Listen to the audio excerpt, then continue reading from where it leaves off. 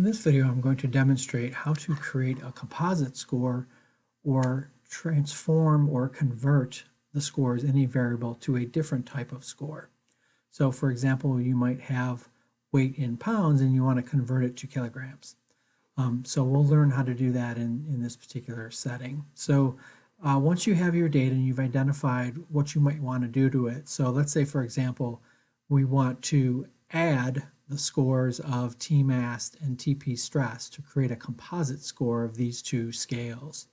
So in order to do that, we're going to go to the variable calculator, and we want to create a new variable, and we're going to name it. So we might call it T-mass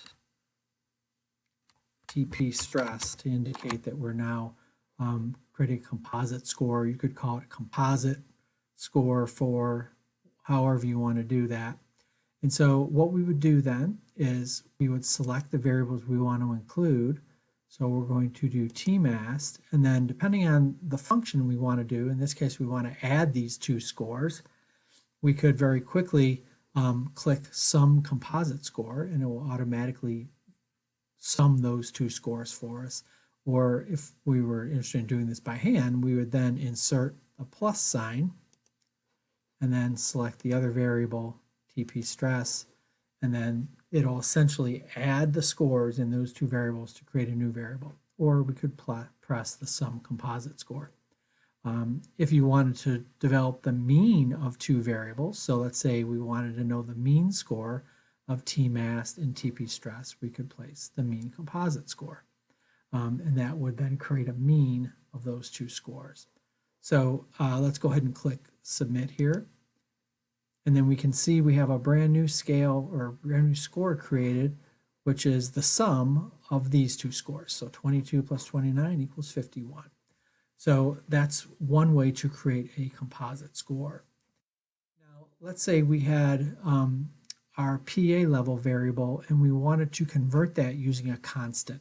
So that could be, for example, converting kilograms to pounds. Or maybe we wanted to reduce all of the scores in this variable by a set amount. So let's say we found that there was a measurement error and all these scores should actually be 2 less than they are, then we could change the scores by a certain constant value. So we would use the same function to do that. We go to the variable calculator, and so we can create our new variable. So we can call this PA level converted. I didn't quite spell that right. So let's say in this case we wanted to, let's say, divide this by 2. We wanted to have it for, let's say that's our constant.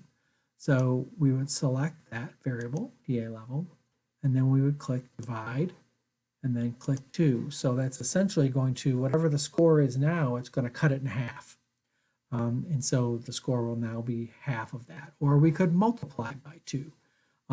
Or we could square the score.